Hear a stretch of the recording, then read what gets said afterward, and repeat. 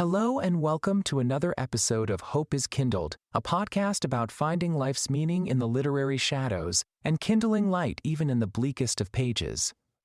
Today, we open a slim but powerful book, Girl Interrupted, by Susanna Kaysen. I first read this book in college. It was a time when so many of us felt we were slipping between identities, between expectations, between versions of ourselves we didn't yet understand. What struck me most was Kaysen's metaphor of the parallel universe, the idea that mental illness, or even deviation from accepted norms, wasn't a fall into some pit, but a shift. A sideways slide into a different plane of reality. The hospital didn't represent total collapse. It represented a detour, a place outside the highway of ordinary time. And perhaps that's one of the book's most important gifts. It teaches us that a break in the road does not mean the end of the journey. Kaysen was only 18 years old when she was diagnosed with borderline personality disorder and institutionalized at Emerson Hospital. Her memoir is written with sparing prose, clean, concise, matter-of-fact, but within it lives a raw, emotional truth.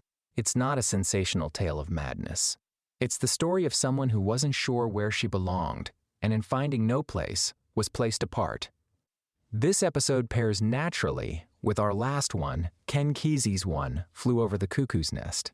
Both works center around institutions.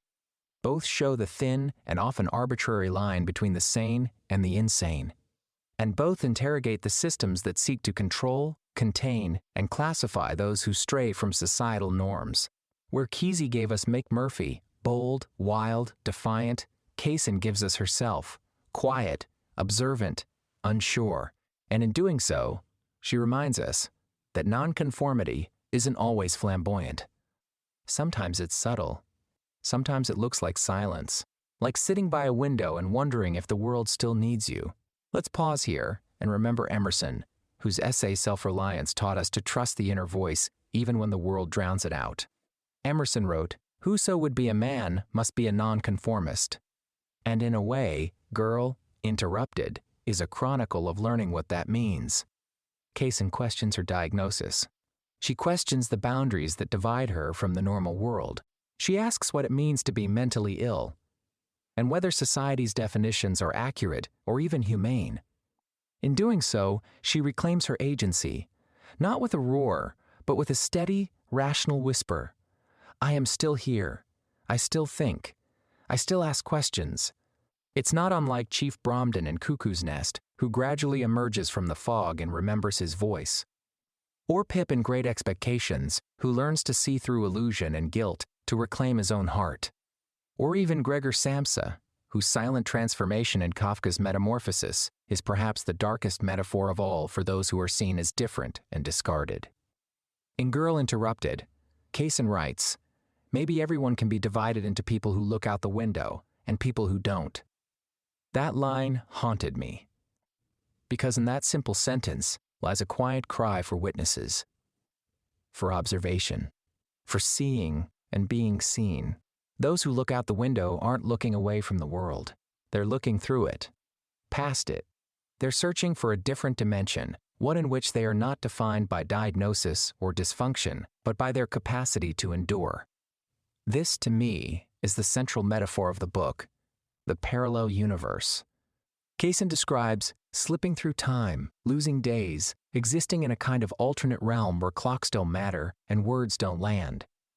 It's chilling, but it's also familiar, isn't it? We've all had moments, through trauma, grief, depression, or even deep reflection, where we felt slightly out of sync with the world. But the hopeful part is this: Kaysen comes back. Not perfectly, not with all the answers, but she re-enters her life. She chooses to return to the shared reality of the world, and she does so on her terms. There's a moment in the book when a fellow patient, Lisa, tells Kaysen, "Take it from me, if you're going to kill yourself, do it right the first time." It's dark, horrifying, and yet, in that same breath, Lisa lives. She fights. She makes jokes. She survives. The girls in Emerson Hospital, Lisa, Daisy, Georgina, Polly, aren't caricatures of mental illness. They are people. Complicated, broken, kind, selfish, funny, sad, brilliant people. Kaysen's writing never flattens them. It restores their dimensionality. They are not symbols of failure. They are mirrors of the human condition, and that is what literature at its best provides. If we revisit Dr. Joseph Murphy's The Power of Your Subconscious Mind, we might see how Kaysen's healing is not about overcoming illness in the traditional sense. It's about changing the narrative we tell ourselves. Kaysen doesn't pretend she never struggled. She honors that struggle by writing it, by owning it, by resisting shame. Likewise, Richard Feynman told us to embrace curiosity, not fear the unknown. Kaysen is curious, always. Even in the darkest moments, she wonders, what does this mean? What is happening to me? What does insanity even mean? Girl, Interrupted does not offer easy answers. It is not a triumph of the human spirit narrative. It is more honest than that. But still, it leaves us with hope. Because to interrupt something implies it will resume. The story of our lives does not end at the moment of diagnosis, or confusion, or pain. It continues. We can return. We can reconnect. We can write our names in the book of the world again, even if we once stepped out of its pages. And that, my friends, is the real miracle. Thank you for joining me on this journey through one of the most quietly powerful books of the last century.